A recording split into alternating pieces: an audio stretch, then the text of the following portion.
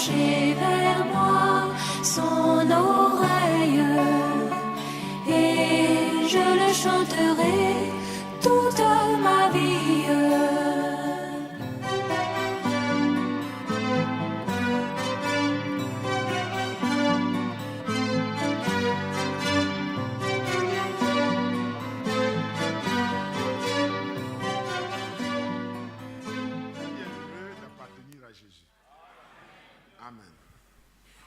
C'est la meilleure position. Vous pouvez appartenir à un puissant royaume, peut dominer pendant des siècles, mais finit par atteindre son apogée et vous êtes dans les problèmes. Vous pouvez appartenir à un bon gouvernement, mais ces choses-là prennent fin un jour. Vous pouvez même appartenir à une grande société de la place et avoir une bonne place, mais un jour, les choses peuvent changer et vous pouvez vous retrouver au chômage. C'est pourquoi Paul dit, si je dois me glorifier, je me glorifie seulement d'avoir eu la grâce de connaître le Seigneur.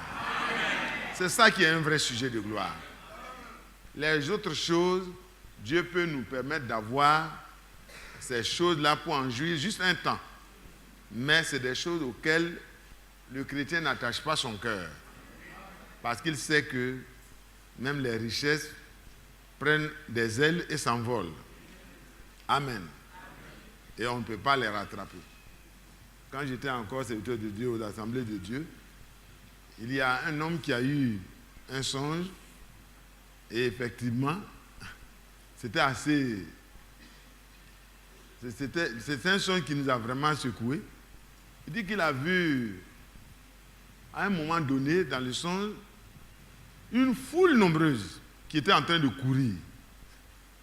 Il y avait les pasteurs, les bishops, beaucoup de personnes, des rois, des présidents, beaucoup de personnalités. Ça courait. Les gens tenaient leur Bible, ils tombaient parfois, la Bible tombait, mais ils continuaient à poursuivre quelque chose.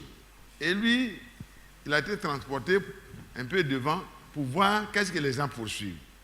Il voit une grosse boule, je dirais un diamant ou bien, en tout cas, un gros trésor.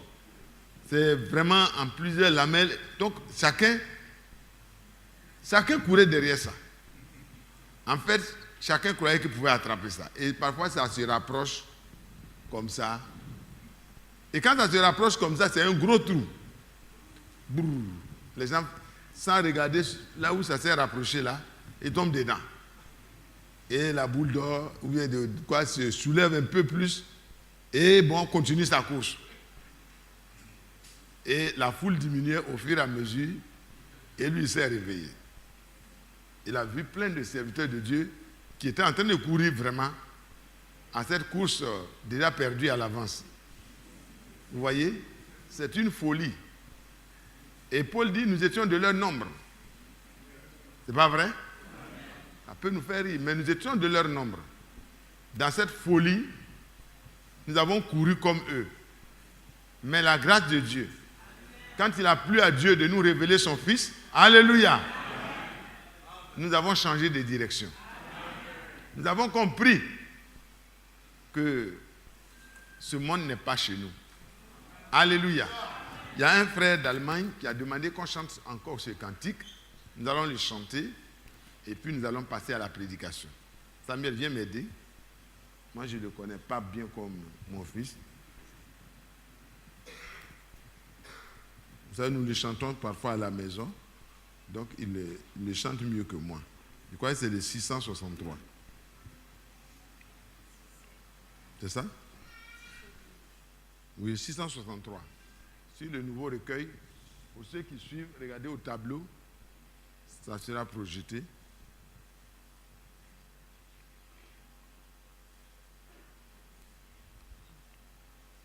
Ce monde n'est pas chez moi, je suis juste qu'un passant, et mes trésors s'entassent quelque part là au ciel. Les anges me font signe depuis la la porte du ciel.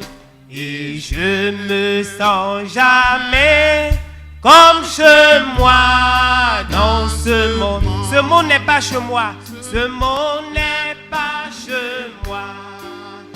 Je suis juste un passant. Et mes trésors s'entassent quelque part là au ciel. Les anges me font signe depuis la porte du ciel. Et je me sens jamais comme chez moi dans ce monde. Seigneur, Seigneur, tu sais, y a point d'amis comme toi. Si le ciel n'était pas chez moi, alors que ferais-je? Les anges me font signe depuis la porte du ciel. Et je me sens jamais comme chez moi dans ce monde. Tous sont à mon attente, tous sont à mon attente. C'est tout ce que je sais. Il y a longtemps avec Christ, j'ai bien tout arrangé. Bien que faible et pauvre, je sais qu'il me soutient. Moi je me sens jamais comme chez moi dans ce monde. Seigneur, Seigneur, tu sais, y a point d'amis comme toi. Si le ciel n'était pas chez moi, alors que ferais-je? Les anges me font signe depuis la porte du ciel. Et je me sens jamais comme chez moi dans le pays de gloire, dans le pays de gloire. Nous vivons à jamais. De tous côtés les saints crient victoire dans les. De la plus douce louange, de la plus douce louange qui monte depuis le ciel. Et je me sens jamais comme chez moi dans ce Seigneur, Seigneur, tu sais, y a point d'amis comme toi. Si le ciel n'était pas chez moi, alors que ferais-je? Les anges me font signe depuis la porte du ciel. Et je me sens jamais comme chez moi dans le pays de gloire, dans le pays de gloire. Nous vivons à jamais. De tous côtés les saints. Tous côtés les saints. Crie victoire dans les champs. De la plus douce louange qui monte depuis le ciel. Et je me sens jamais comme chez moi dans ce monde. Seigneur, Seigneur, tu sais, y a point d'amis comme toi. Si le ciel n'était pas chez moi, alors que ferais-je? Les anges me font signe depuis la porte du ciel. Et je me sens jamais comme chez moi dans ce monde. Alléluia. Alléluia. Frères et sœurs, ce n'est pas normal qu'on se sente en sécurité dans ce monde. Ce n'est pas normal qu'on se sente comme chez nous dans ce monde. Parce que, vous savez, avant qu'Israël soit amené vers la terre promise, Dieu leur a permis de savoir que malgré Goshen, malgré tout ce qu'ils avaient, Goshen n'était pas chez eux. Oui. Tant que ça prospérait, tant que ça allait bien, les brebis se multipliaient, tout, Israël, après 400 ans, ben vous savez, ici même, les tribus les plus, qui sont venues les plus lointains, bon, qui sont les plus, voyez, qui ont le plus duré, n'ont pas, c'est pas beaucoup, hein, beaucoup de tribus qui ont atteint 400 ans sur la terre de Côte d'Ivoire. On est venu d'un peu partout là, voyez, non? Les Akans sont venus, paraît-il, du Ghana, ayant pérégriné par d'autres pays, ils sont arrivés au Ghana et sont passés par là. Et beaucoup d'autres sont venus par la suite. Mais frère, déjà, après 100 ans, 100 ans, oui 100 ans, je ne sais pas comment ça s'est dit, après 100 ans, quand même, on réclame d'être chez lui. Hein? Si vos parents sont nés ici, vos arrière-parents sont nés ici, ben quand même, quelque part, on fait des trucs, des papiers, pour dire que vous avez la liberté de vous sentir chez vous. Et il y a des décrets qui se font comme ça. Et ce n'est pas mauvais, ce n'est pas injuste. Mais frère, le chrétien, quel que soit le temps qu'il a pris, quel que soit ce qu'il a amassé, comme honneur, comme gloire, comme richesse, là, dans ce monde, il ne se sent pas chez lui. C'est la vérité. Si à un même moment donné, vous vous sentez chez vous, tellement vos projets marchent, tellement vos activités marchent, tellement vos nominations vous élèvent le cœur, vous êtes en danger. Vous êtes en droit de vous sentir en danger. Parce que ce monde n'est pas chez nous. C'est la vérité. Et les croyants que nous sommes, quel que soit ce que Dieu nous donne d'être, effectivement, nos cœurs ne sont pas attachés à ces choses. C'est des choses fragiles. Une maison, quelle que soit l'ossature, regardez, les tours jumelles, elles étaient vraiment bien faites. Et des prévisions avaient été faites pour que ça soit solide. De l'acier vraiment éprouvé. Ce n'est pas nos fers à béton d'ici là. Ah oui, Sotassi ne peut pas fabriquer les fers à béton qu'ils ont eu là-bas. Parce qu'eux, ils n'ont plus de moyens. Ils peuvent tremper l'acier. Moi, j'ai fait la technologie. Donc, je sais de quoi il s'agit. L'acier trempé, c'est différent du fer ordinaire. Vous voyez, non? C'est très différent. C'est chauffé à une température extrêmement élevée selon les moyens. Vous voyez? Ton trempage dépend de tes moyens de trempage. Amen. Et puis, quand ça arrive à ce degré-là, on trempe ça brusquement. Fait un refroidissement brusque.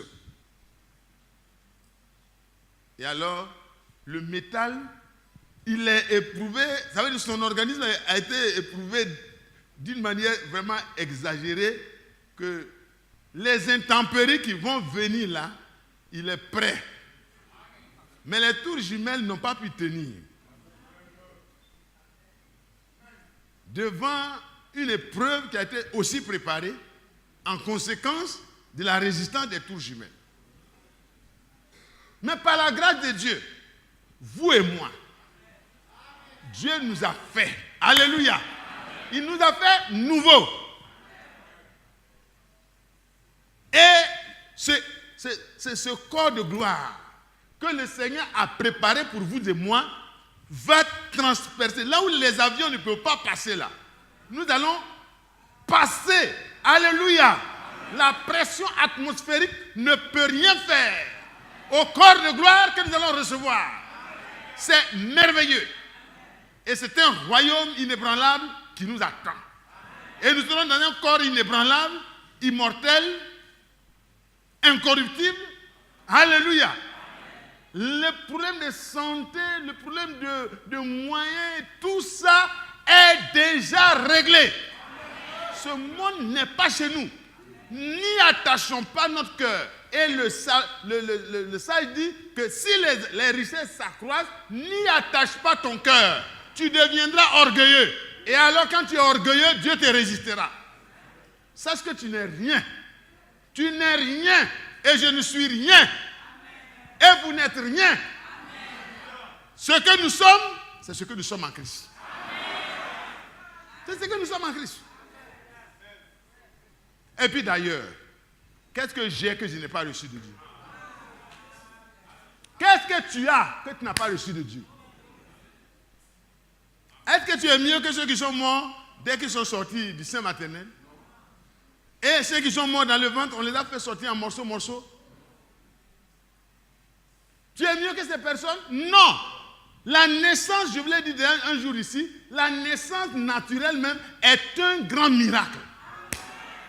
Le fait que tu sois formé dans le ventre de ta mère, elle marche avec toi, elle tombe parfois, elle a des épreuves, des palus, des quoi, qui ont une incidence sur ta santé à l'intérieur. Tu es fragile encore.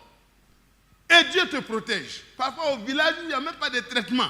Dieu nous protège. Nous autres, on est nés vraiment dans des conditions assez difficiles. Frère Badi, c'est vrai, non? C'est clair. Il n'y avait pas forcément de maternité. Donc tu sors, tu tombes sur les cailloux, les parents prennent rapidement, ils nettoient. C'est fini. Alléluia. Amen. Dès la sortie dedans, il est confronté aux épreuves. Vous voyez comment c'est merveilleux? Et Dieu, il s'occupe de toi. Il s'occupe de moi. On arrive à grandir. Et puis parmi les enfants qui sont allés à l'école, d'autres n'ont pas pu aller à l'école. Et toi, tu as pu aller à l'école. C'est une grâce. Ta naissance est une grâce. Le fait que tu aies pu vivre jusqu'à l'école, c'est une grâce. Le fait que tu aies pu être inscrit à l'école, c'est une grâce. Etc. Si les parents ont pu vendre les petites chumbala, les quoi, pour acheter tes cahiers, tes bics, pendant que nous autres on partait avec des caleçons.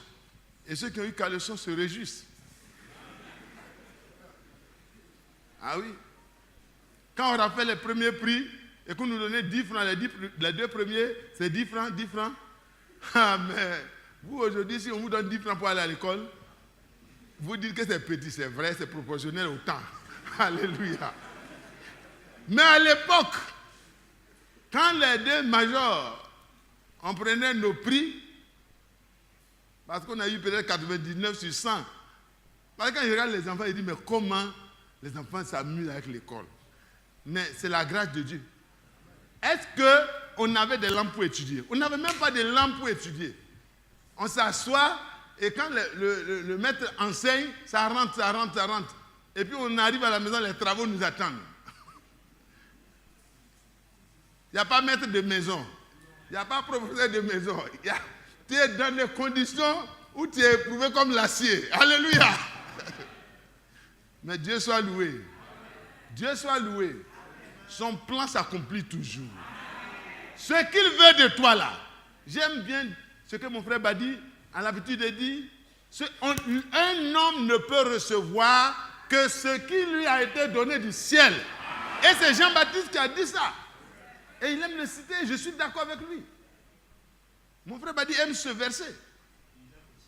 Mon frère Isaac aime ça aussi, c'est vrai. Et moi aussi j'aime ce verset parce que je me suis rendu compte qu'ils ont raison. Et Paul a raison, et Jean-Baptiste a raison. Et c'est la vérité. Et alors tu vas à l'école. Quand on donne, tu cours rapidement. Tu t'en vas prendre, on prend avec 10 francs, le mangue là.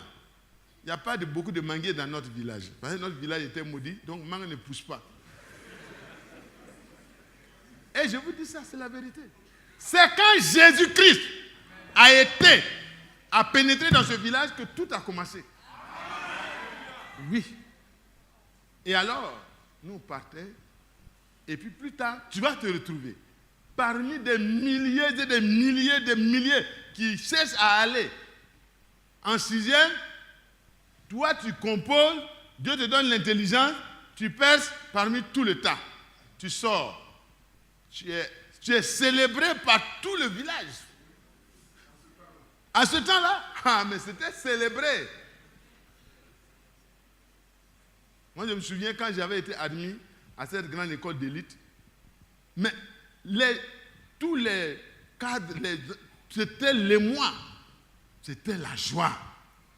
Ah, vraiment. Les 1-1. Mais qu'est-ce que ça représente? Qu'est-ce que ça représente dans la balance de ce temps? Qu'est-ce que ça représente en comparaison de l'éternité? C'est zéro. Parce que si vous multipliez quelque chose par la valeur zéro, ça donne quoi? Zéro. Je ne suis pas mathématicien, mais je connais un peu. Je sais que ça importe. Que Dieu nous aide. Comprenons, frères et sœurs, que Dieu, là, il ne s'est pas trompé en te sauvant. Quand il t'a sauvé, là, ce n'est pas par inadvertance. C'est parce que dans son plan, là, tu étais dans son carnet d'adresse. Alléluia. Il a regardé, a couru. Voilà un petit. Oui, lui, il est à moi. Et puis, il s'en va. Il cherche. Toi-même, si Dieu ne peut pas chercher pour toi-même, il ne peut pas te trouver. Et puis, il allait trouver. C'était le petit Badi. Moi, c'est moi. Il ne peut pas dire le petit Badi. Mais pour Dieu, c'était son petit Badi qui cherchait. C'était son petit Badi. Il dit, ah, il est où même? Et il dit, bon, allez-y dans un petit village. Et il envoie des gens. Et bon, il fait toutes les circonstances. Il s'en va à l'église. Il écoute. Il revient. Tous ses fétiches. On ne lui a pas dit, c'est pas toi de ça. Il a ramassé tout. Bague magique, tout ça. Je ne sais pas si c'est magique, mais c'est pour s'aider. C'était pour se soutenir. Est-ce que vous voyez? Moi, je connais ça. Donc, quand il parlait de ça, il dit, ouais, que Dieu te bénisse. Tu es un élu. Amen. Parce que pour sortir de ça, là, frère, c'est la grâce de Dieu. Vous êtes là, on parle le même langage, vous êtes parlé. Mais toi, quelque chose se passe dans ton cœur et te rapproche de la chose et ton cœur s'attache à ça. Et puis tu dis, oui, une lumière jaillit des ténèbres. Une lumière jaillit. Et tu te rends compte que ce monde n'est pas chez toi. Que ta protection n'est pas dans les bagues, dans les fétiches. Tes protections ne sont pas dans les masques. Ta protection n'est pas dans toutes ces choses. C'est des démons. Mais ta protection a été déjà garantie depuis le ciel en Jésus-Christ. Et quand tu te rends compte de ça, mon cher ami, tu peux chanter. Ce monde n'est pas chez moi. Et ce monde ne peut rien faire contre toi. Tout le monde peut se liguer contre toi, mais ils tomberont sous ta domination. Si vous avez encore de l'espérance dans des choses qui vous protègent, brûlez-les, jetez-les, débarrassez-vous de ça, parce que lui seul suffit. Il est suffisant. Il n'a même pas besoin d'aide. Il n'a pas besoin d'aide. Il s'appelle El Shaddai. Il est tout suffisant. Il est tout capable. Il est tout puissant.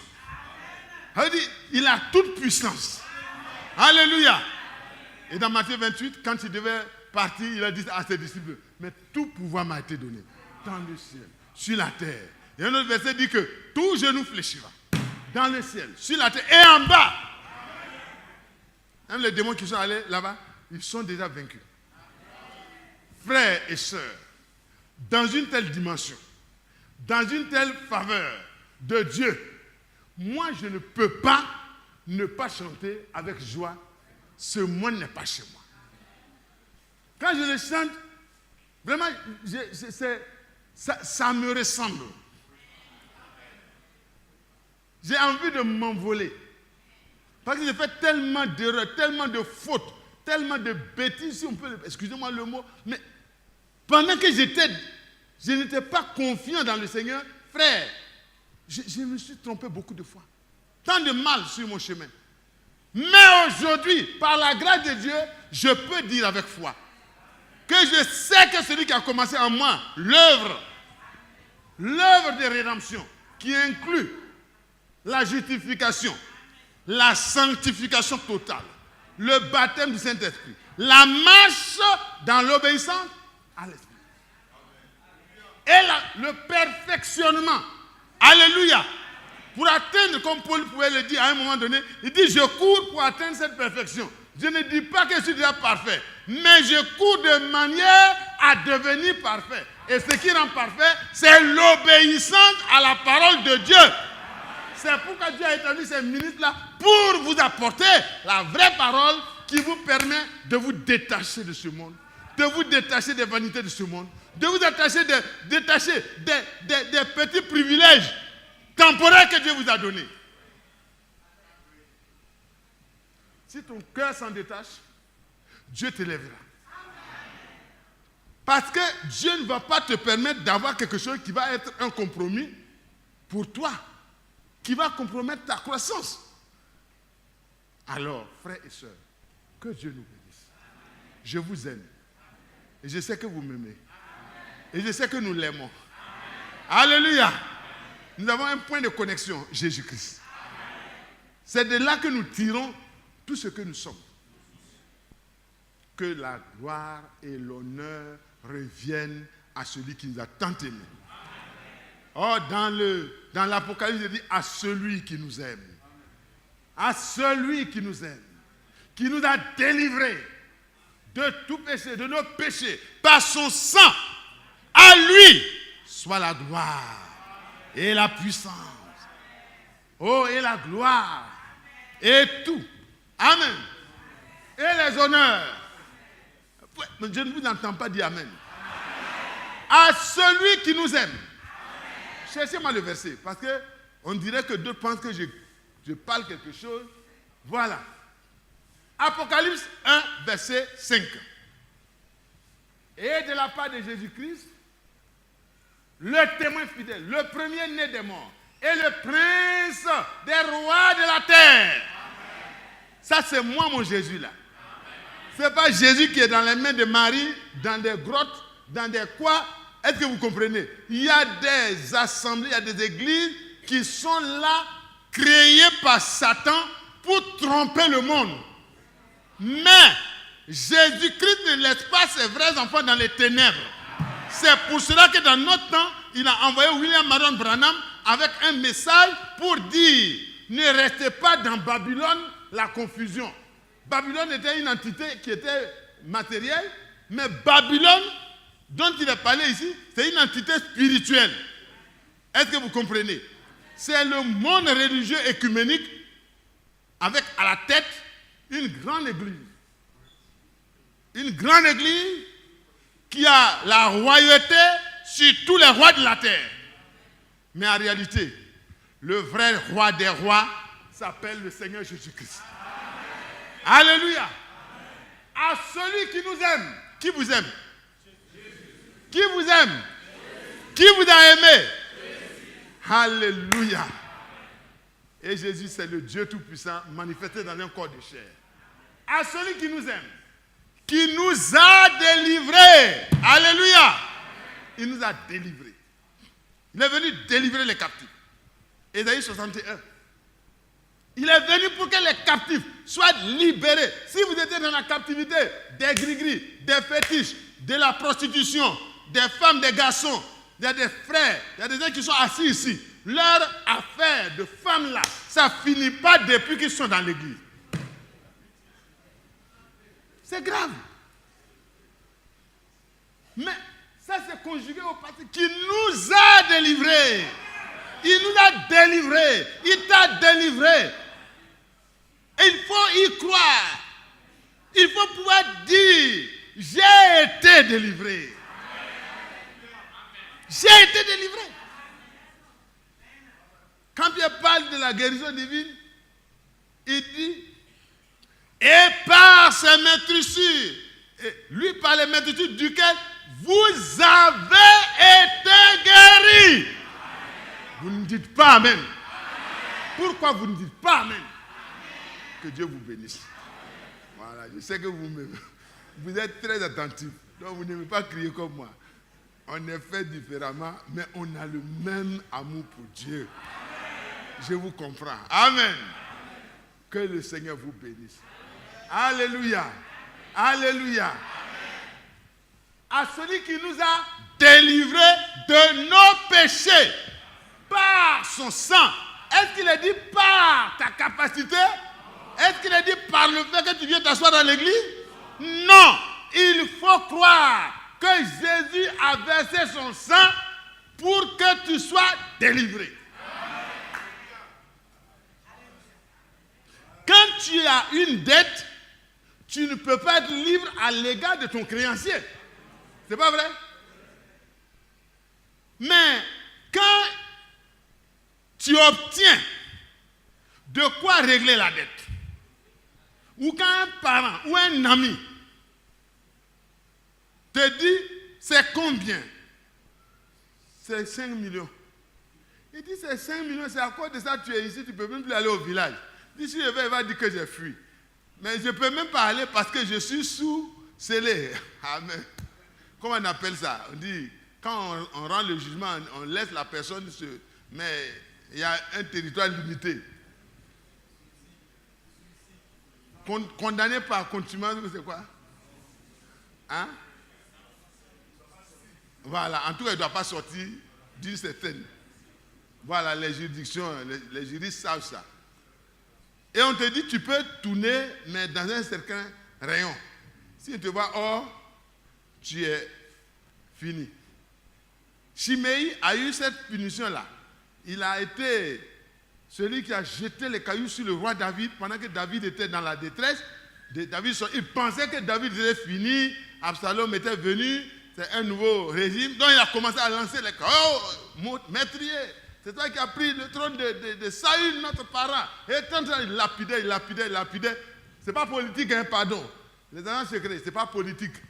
Je parle de Saül, je parle de David, je parle d'Israël. Je ne parle pas de Côte d'Ivoire. Voilà. Il y a des gens qui comprennent toujours mal. Donc notez ça bien. C'est clair.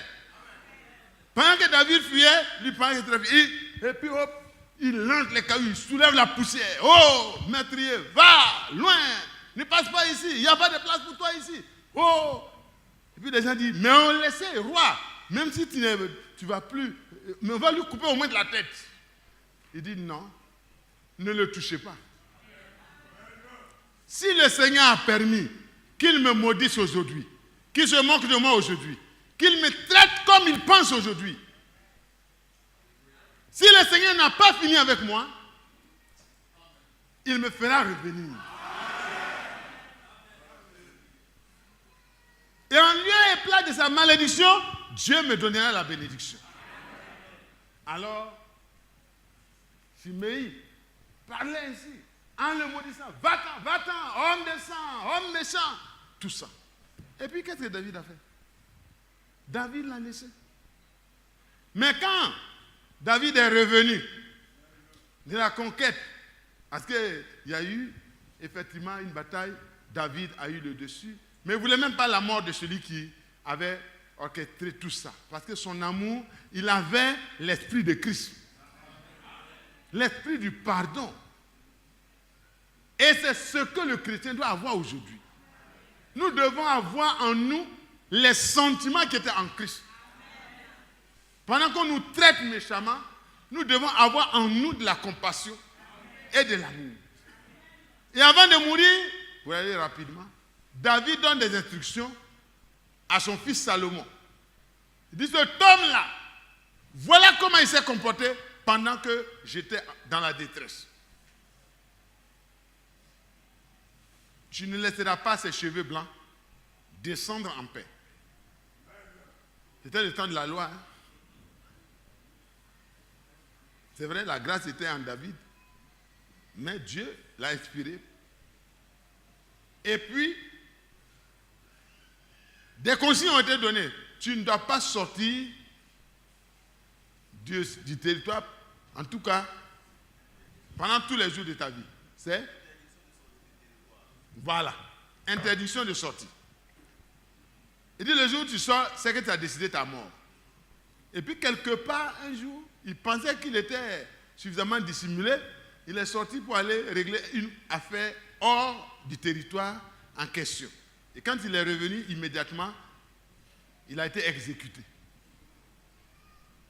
Mais vous voyez, frère, le Le Seigneur est venu pendant que nous avions cette restriction de liberté. Nous étions prisonniers de notre passé, prisonniers de notre mauvais comportement, prisonniers de ce que nous sommes par nature. Christ est mort pour nous. Christ a donné sa vie. Il a versé son sang pour que tu sois racheté, délivré à celui qui nous aime tant, à celui qui peut accepter de nous délivrer en donnant sa vie qui est juste pour des hommes comme toi et moi. À celui-là soit toute la gloire, les honneurs, la reconnaissance éternelle. C'est pourquoi David dit, mon âme bénit l'Éternel. Bénis l'Éternel, Psaume 103. Et n'oublie aucun de ses bienfaits. Oui, le plus grand bienfait, c'est le rachat de mon âme. Tu peux me donner de l'argent, des habits, peut-être une voiture. Mais si je n'entretiens pas bien, ça va se gâter. Et même si je l'entretiens bien, si c'est en panne et que tu n'es pas là, je vais faire comment?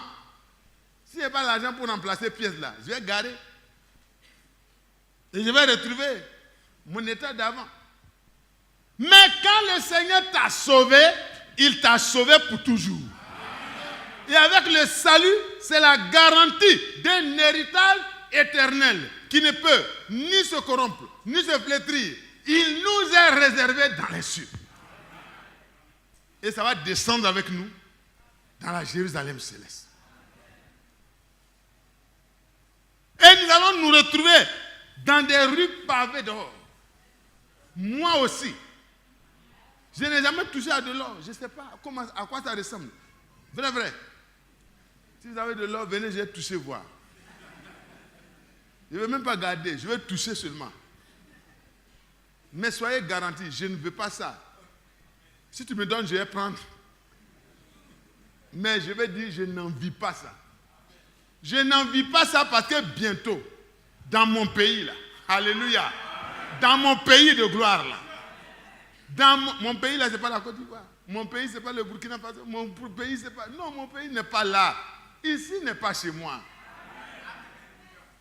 C'est mon pays de transit. Alléluia. Mais là-bas, dans mon pays, dans ma cité là, les rues ne sont pas goudronnées. Le goudron ne se perce pas et puis on rapièce. Non, c'est trop misérable.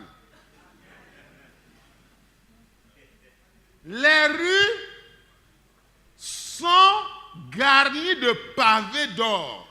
Et puis ce n'est pas des petits pavés qui cassent et on remplace là. C'est des pavés, c'est des tonnes. Un seul pavé, c'est des tonnes. Certainement. En tout cas, moi, quand j'ai regardé la Nouvelle Jérusalem, là, ce n'est pas un petit truc. Et puis c'est suspendu. Vous avez déjà vu une ville qui est suspendue? Quel est l'architecte? Les gens s'en vont sur l'eau, ils font, je crois à Dubaï, ils font des villes sur l'eau. Et puis on appelle, tout le monde entier est représenté, sauf Israël.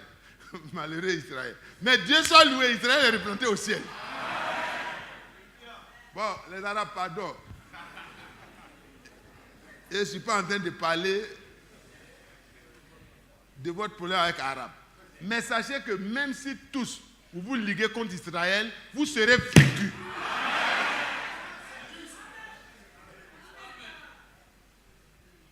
C'est clair. Et puis moi, même si vous me tuez, votre terrorisme peut se limiter à mon corps, mais et mon âme. Et le corps nouveau.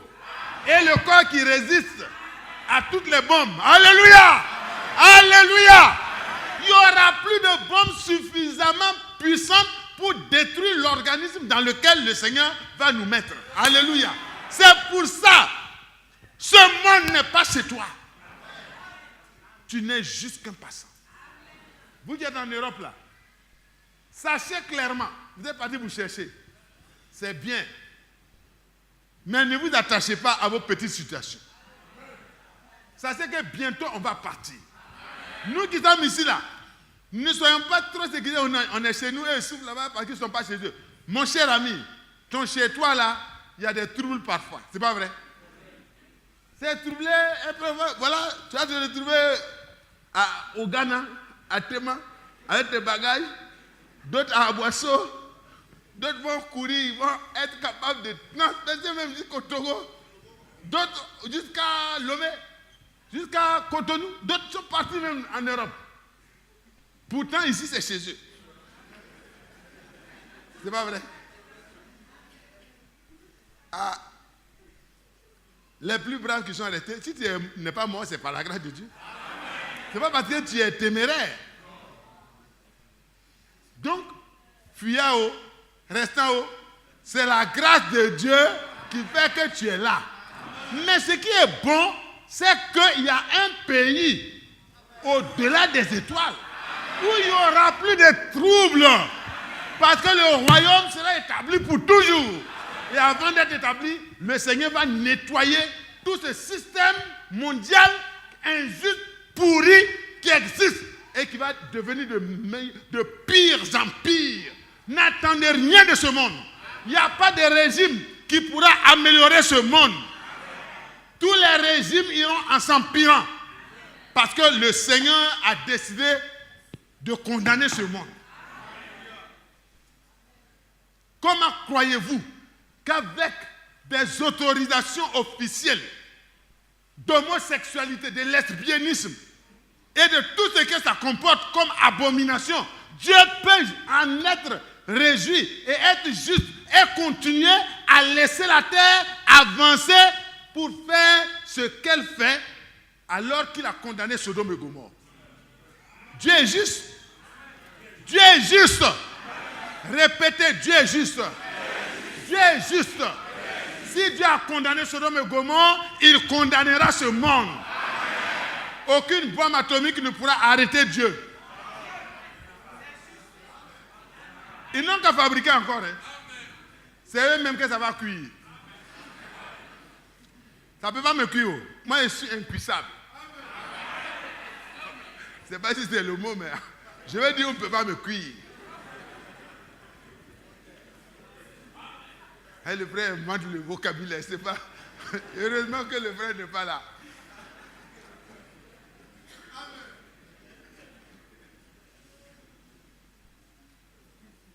Regardez Jean-Baptiste avec le Saint-Esprit en lui. Jean, l'apôtre. On l'a mis dans l'huile. Vous savez que l'huile, un peu seulement, on met le feu un peu seulement, ça chauffe vite, comme plus que l'eau. Et on l'a mis dans une barrique d'huile, paraît-il. Hein. C'est dans l'histoire.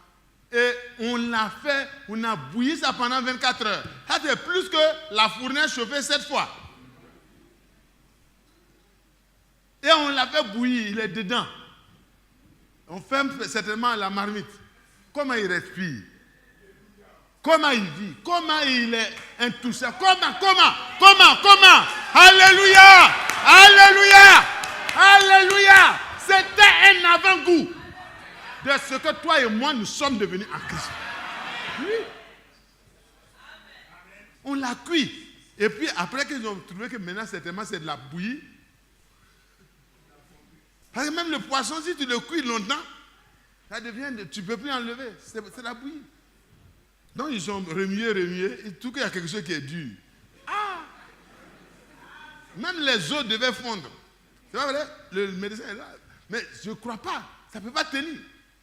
Ça doit fondre. Parce que l'os, quand vous le voyez là, vous pensez que c'est dur. Mais quand on met ça à une épreuve très grave, ça fond. Même le fer fond, ce n'est pas l'os. Et puis finalement, ils ont mis le coudou. Quand ils ont mis le gros coudou, pour soulever, pour voir, Jean dit, me voici. Mais ça, il a enlevé, les gens ont enlevé. Ça, c'est un sorcier. Non, il est plus qu'un sorcier. Il est plus qu'un sorcier. Il a l'esprit qui a créé tous les esprits.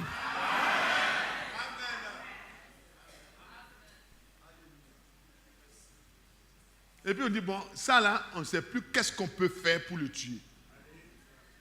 Donc la seule chose, c'est de le jeter au milieu des scorpions et des serpents. Là, il va mourir de lui-même.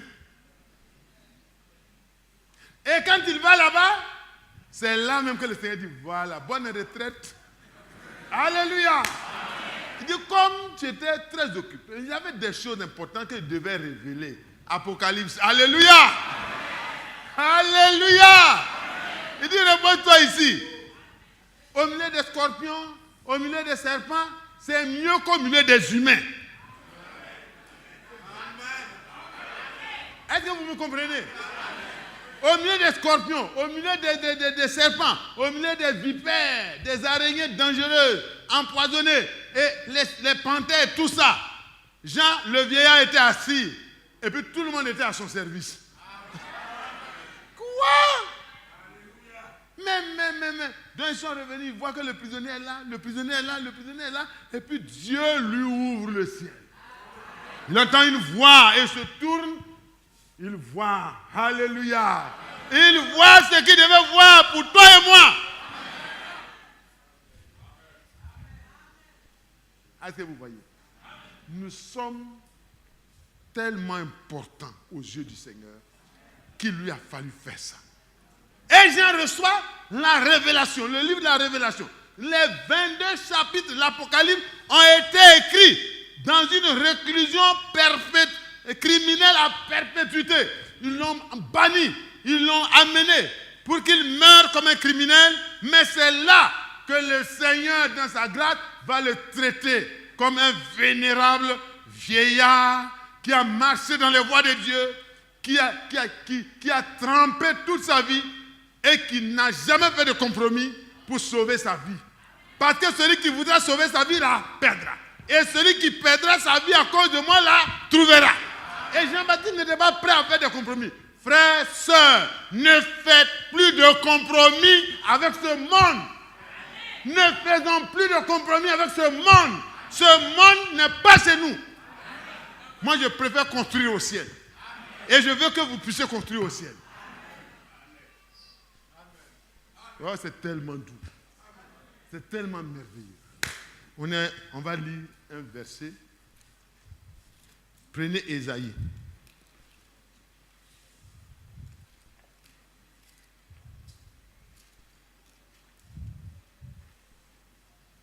Ésaïe 35. Levons-nous pour la lecture.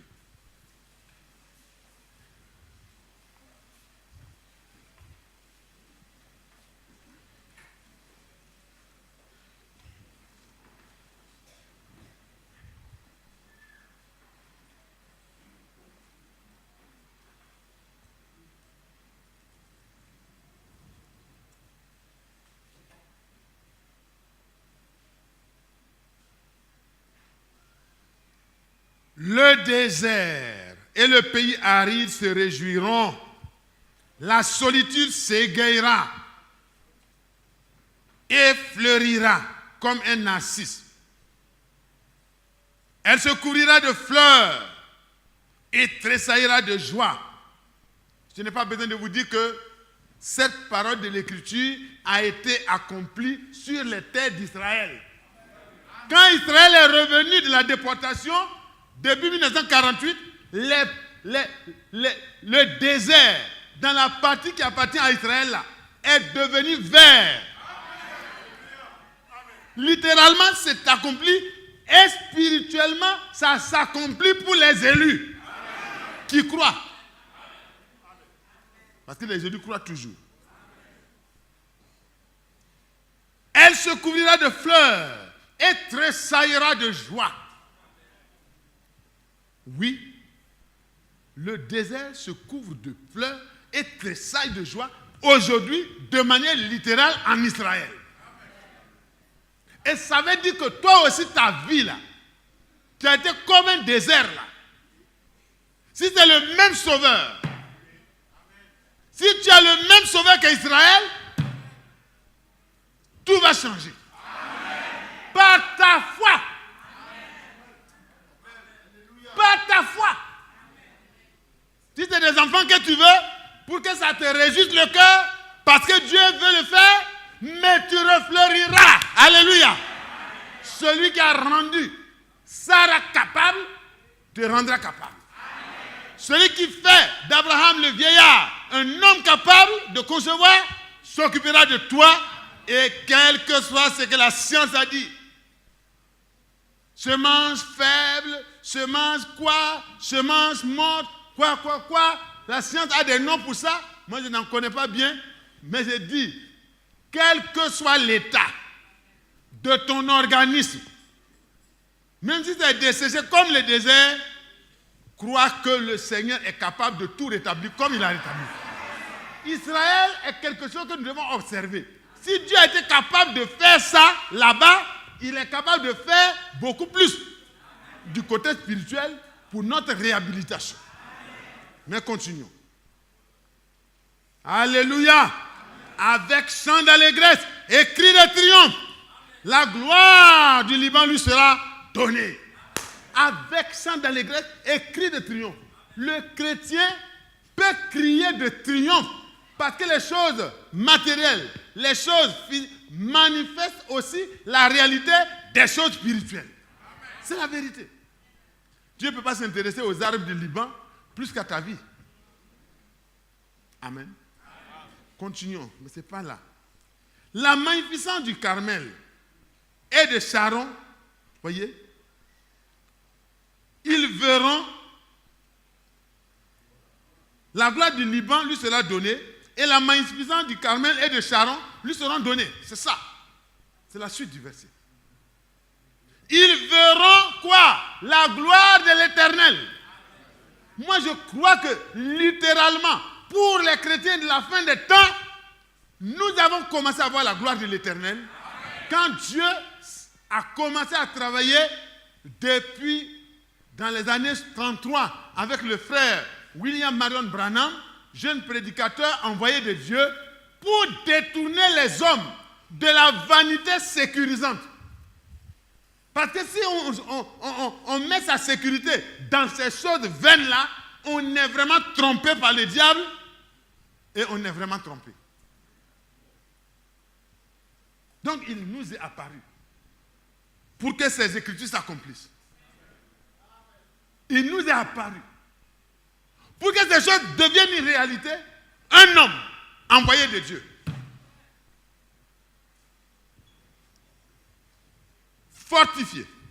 Fortifiez les mains languissantes et affermissez les genoux qui chancellent. Dites à ceux qui ont le cœur troublé, prenez courage. Prenez courage. Pourquoi? Pourquoi tant de bonnes nouvelles? Pourquoi prendre courage quand tout est gâté autour de moi? Pourquoi prendre courage quand je suis malade? Pourquoi prendre courage quand je sais que des gens ne m'aiment pas? Pourquoi prendre courage quand j'ai échoué à beaucoup de choses? Pourquoi prendre courage? Mon courage, je vais le trouver où? Écoute la bonne nouvelle. Dites à ceux qui ont le cœur troublé, prenez courage, ne craignez point. Amen. Celui qui va intervenir là, il n'a peur de rien. Et quand il te met derrière lui, il dit, passe derrière moi. Passe derrière moi. Laisse-moi, je vais régler ce problème-là. Quand vous avez un moraux puissant, bon, les enfants disent comme ça. Quand vous avez quelqu'un qui est capable, ce n'est pas des bons mots, excusez-moi. Quand vous avez quelqu'un qui est capable, qui vous met derrière, et puis qui se met devant, et puis dit, bon, Vincent, tu as peur, non? Derrière moi.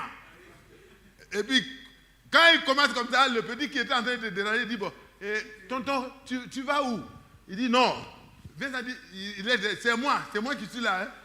Et puis, il se remet derrière. Alléluia! Amen! Il est sûr, il ne craint plus. Et puis le monsieur s'excuse, il prend la fuite en même temps. Quand Jésus partait vers Légion, vous voyez ce qui s'est passé? Vous êtes des soldats. Moi, je suis assis arrêté depuis. Donc, ce n'est pas vous qui êtes arrêté tout de suite là qui allez vous plaindre. Vous n'allez pas dire que ça fait longtemps que vous êtes arrêté. Restez debout un peu. Donc, Jésus a traversé. Si vous êtes fatigué, asseyez-vous, hein, ce n'est pas une loi. Jésus a traversé. Et puis, quand il a débarqué, il y avait un puissant démon avec des... Pardon. Voilà, des prédicateurs comme ça, là. C'est compliqué de les gérer. Et quand il a débarqué, il y avait un homme. Depuis de longs moments, il a commencé peut-être par l'adultère ou bien l'impudicité. Il buvait aussi ajouté. La drogue s'est mêlée et tout est devenu compliqué. Sa vie est devenue de plus en plus compliquée. Il n'était plus socialement intégrable. Et lui-même est sorti de la vie normale pour aller vivre dans les cimetières. Et quand il vivait dans les cimetières, là aussi, territoire conquis. Personne ne doit passer. Donc les enterrements, ils ont changé de place peut-être. Parce que tu vas là-bas, vous ne pouvez pas le maîtriser. On met les chaînes, il casse. On l'attrape, il sort. Donc on ne pouvait pas le garder ni en prison, ni dans l'asile psychiatrique. Partout, on l'a laissé. Et puis, il était là. Il se maîtrisait, il se blessait, il se faisait du mal. Voici. Personne n'avait la force de le dompter.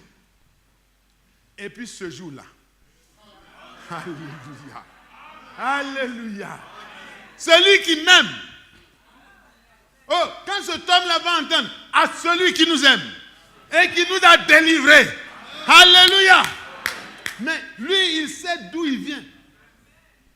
Et Jésus débarque. Quand les démons, ceux qui se croyaient capables, puissants, tous les villages, la contrée, tout le monde avait les informations sur le lieu dangereux où il ne faut pas passer. Jésus débarque. Un petit vainqueur en face d'un grand vainqueur.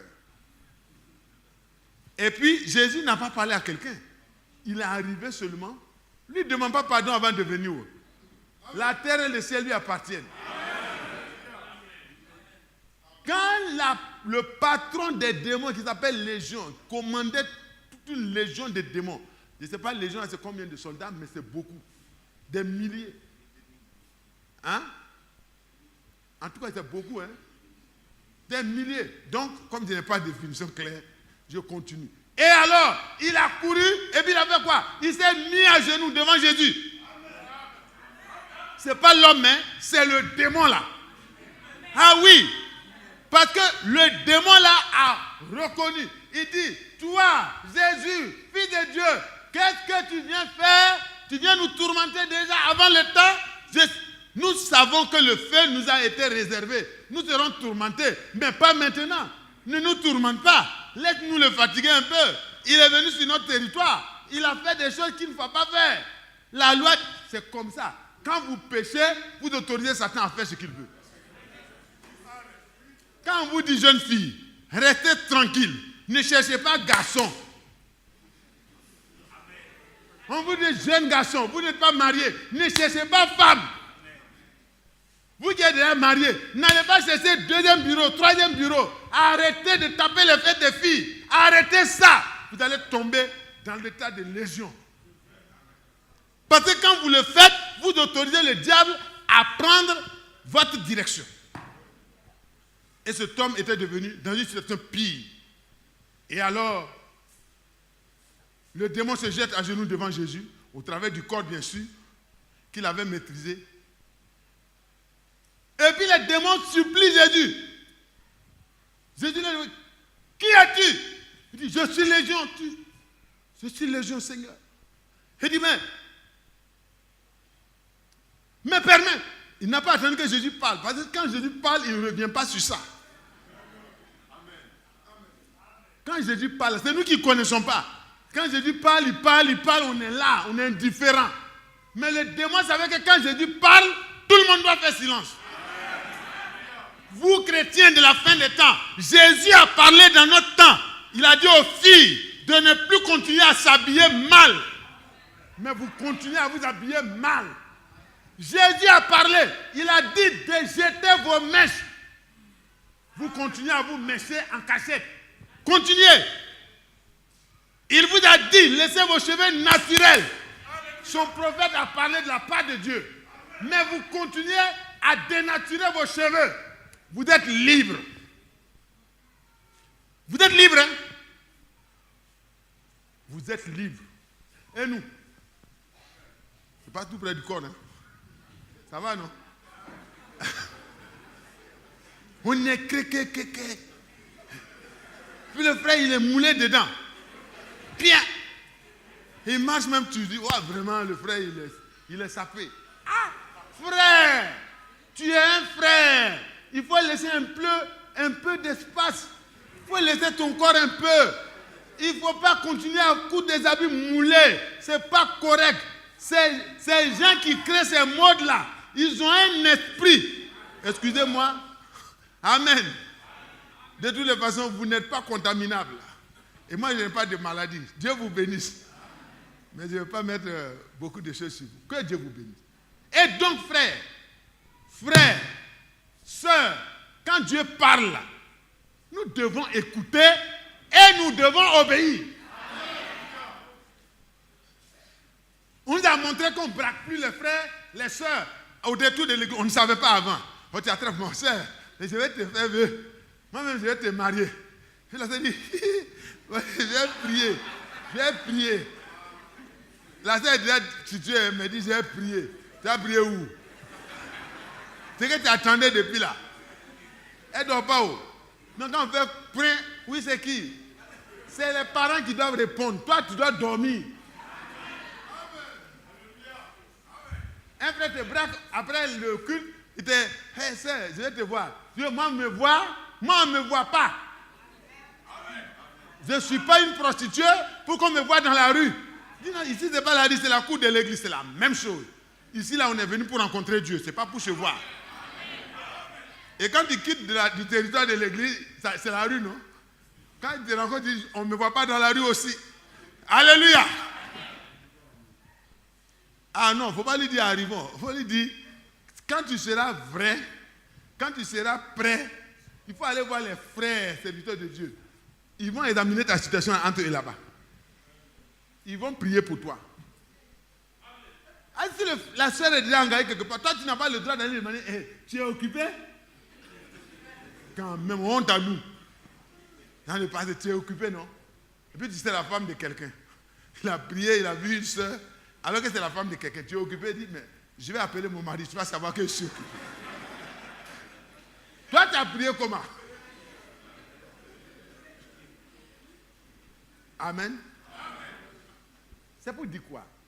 Frères, sœurs, ce que Dieu dit là, prêtez attention. Parce que Dieu ne va pas forcément répéter la même chose plusieurs fois.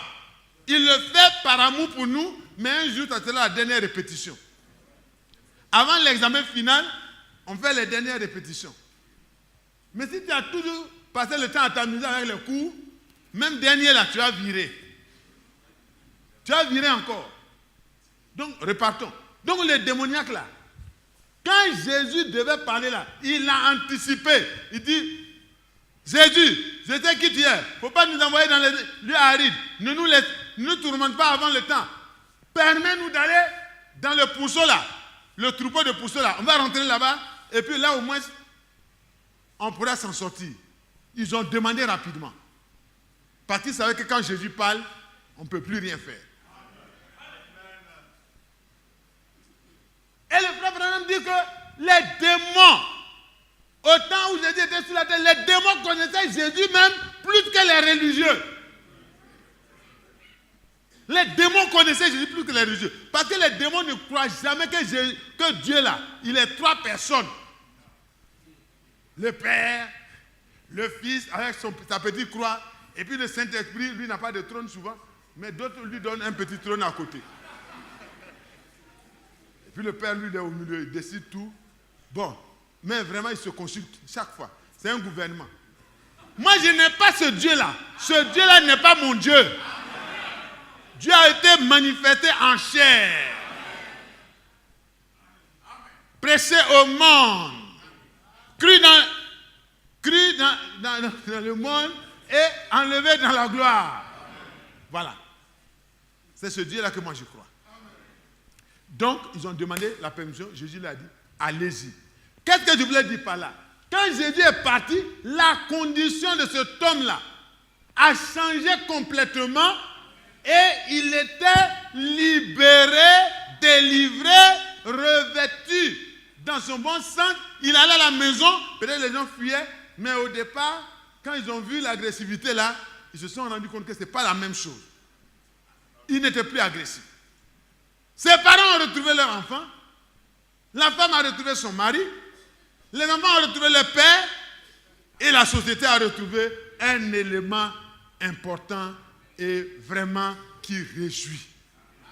Son village pouvait connaître l'expérience d'un désert qui refleurit.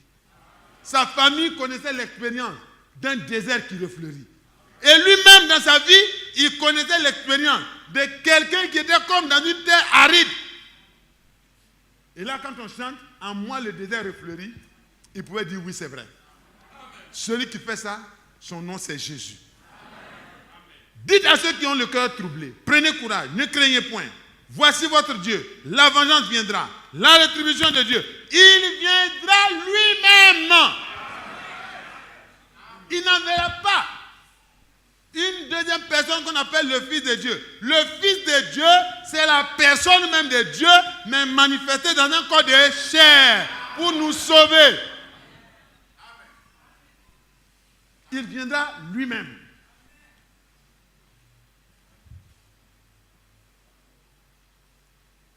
Il viendra lui-même et vous sauvera. Frères et sœurs, est-ce qu'il est venu lui-même? Est-ce qu'il est venu? Je vous pose la question, est-ce qu'il est venu? Est-ce que Dieu a tenu sa promesse? Est-ce que Jésus est venu? Simeon, oui, Simeon peut rendre le témoignage. Ésaïe a parlé. J'ai beaucoup de versets à ce sujet. Mais aujourd'hui, on va s'arrêter. Alléluia. Il viendra lui-même et vous sauvera. Il va vous sauver. De vos péchés, il va vous sauver. Il va vous délivrer de vos péchés. Il va vous délivrer des démons qui vous poussaient à pécher. Il va vous délivrer de tout ce qui vous a servi dans votre corps. Ça, c'est la maladie. Il va vous délivrer de tout ce qui a eu raison de vous. Tout, ça veut dire tout. Il vous sauvera. Il viendra lui-même pour vous sauver. Quand on va interroger plusieurs fois, la prochaine fois, on va interroger plusieurs. On va interroger des hommes qui ont expérimenté la venue du Seigneur sur la terre. Dans la première venue, il y a eu des faits clairs. Et s'il vient dans ta vie, les mêmes choses vont se répéter. Si tes yeux ne voient pas, tu verras clair. Dans les choses de Dieu, tu comprendras. Parce qu'il leur ouvrit l'intelligence pour comprendre les Écritures. Quand il va venir dans ta vie, si tu étais une fille prostituée qui ne pouvait pas s'en sortir, comme Marie de Magdala, tu pourras dire, j'ai cru en lui et mon âme a été sauvée. Je n'ai rien fait. Je suis allé à ses pieds. J'ai reconnu que je suis la plus mauvaise des enfants qu'il ait eu, mais que je ne veux plus vivre cela. Et il m'a sauvé. Alléluia. On pourra aller dans les rues de Jérusalem, dans les rues de Capernaum, dans les rues de Galilée, pour recueillir des témoignages qui vont vous montrer que nous sommes dans le temps où cette parole de l'Écriture est accomplie. Le Seigneur est venu pour te sauver, pour te libérer, pour t'affranchir, pour te donner une nouvelle dimension, une nouvelle liberté, une nouvelle vie. Et les choses anciennes, tu pourras dire, elles sont passées. 2 Corinthiens 5, le verset 17. Et toutes choses sont devenues nouvelles. Et tu ne pourras pas répéter ça, mais tu l'expérimenteras et ta vie le dira. Ta vie le dira. Et les hommes qui sont autour de toi diront Amen. Oui, son Dieu est le vrai Dieu. Parce que quand Dieu est paru dans sa vie, tout a changé. Qui est heureux? Qui croit que Jésus peut le libérer de toute entrave? Qui croit que Jésus a tout payé? Qui croit que Jésus l'a libéré? Qui croit que de la fournaise du péché, Jésus est entré lui-même pour rendre impuissant le diable qui avait le pouvoir sur la mort par le péché. Voyez, il nous a délivrés en prenant une condition semblable à la nôtre. Ce matin, j'aimerais que les enfants de Dieu que nous sommes, nous puissions éclater par la foi en cri de triomphe.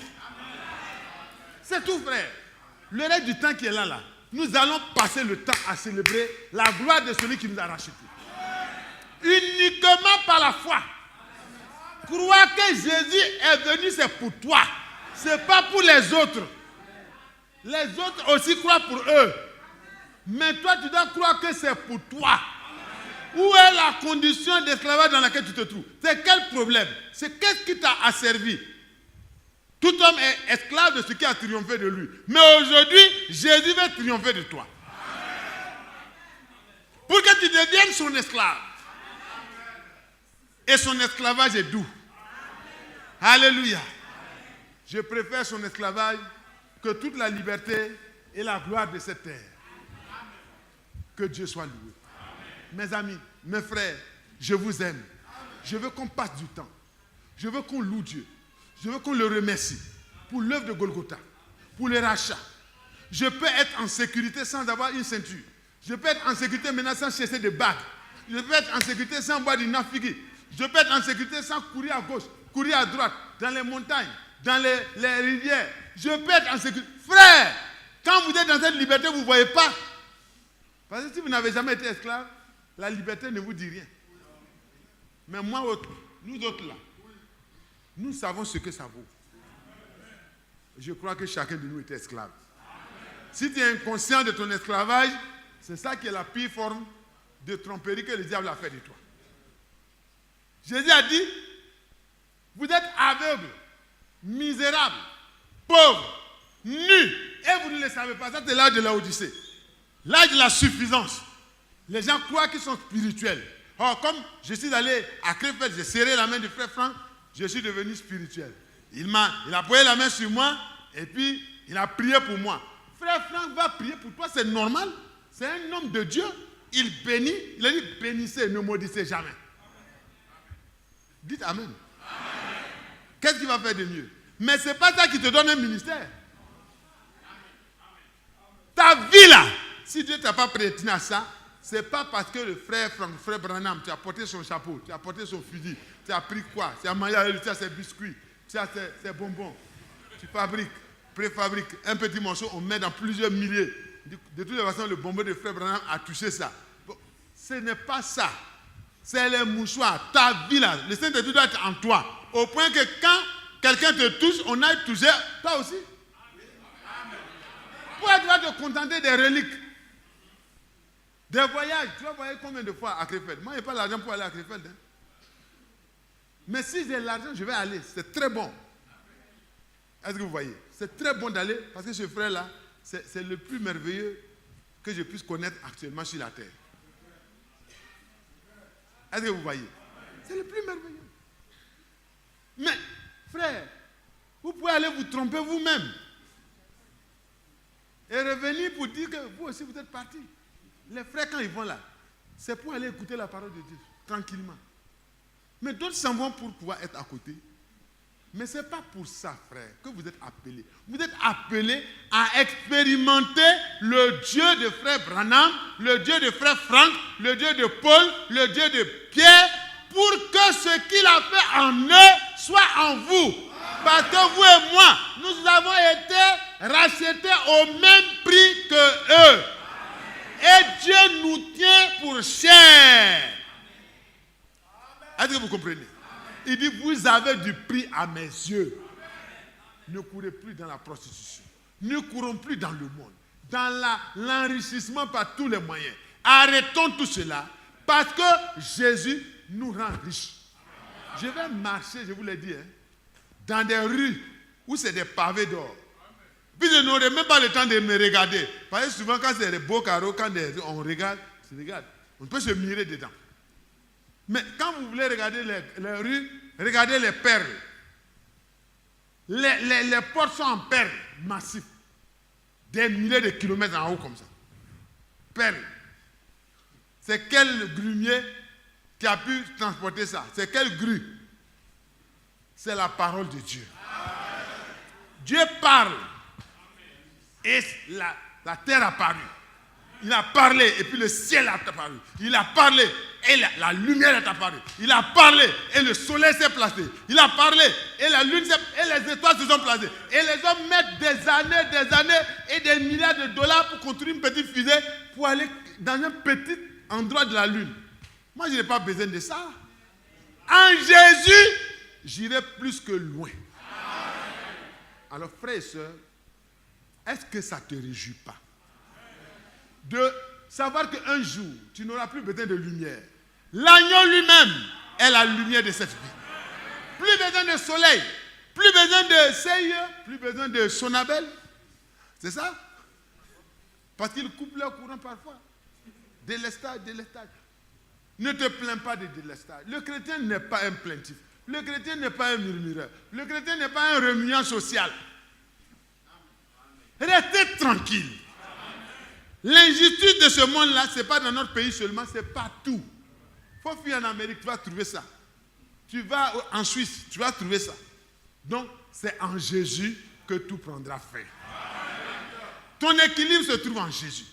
Ta raison de vivre se trouve en Jésus. Levons les mains et louons-le. Disons-lui notre amour.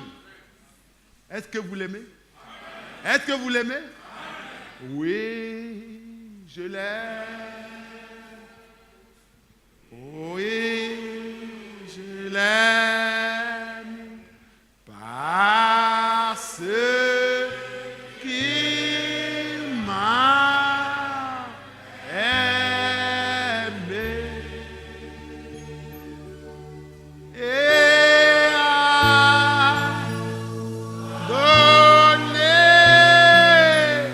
sa vie pour moi.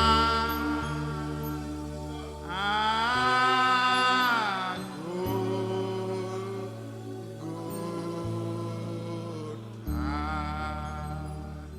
Et a donné sa vie pour moi. À Golgotha.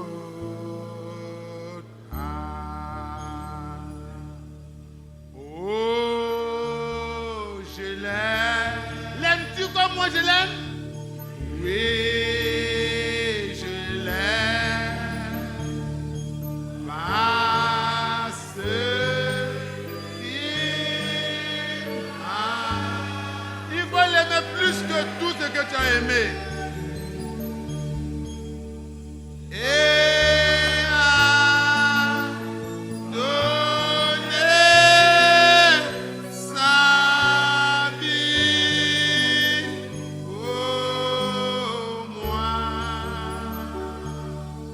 À Golgotha.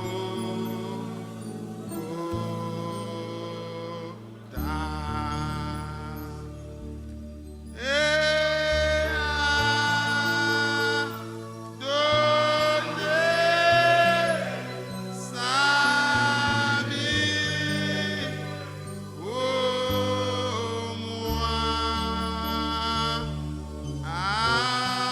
moi.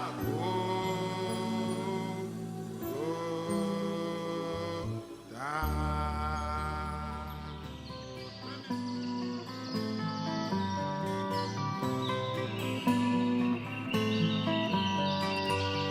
J'aime l'Éternel, car il entend ma voix. Il a penché vers moi son oreille, et je le chanterai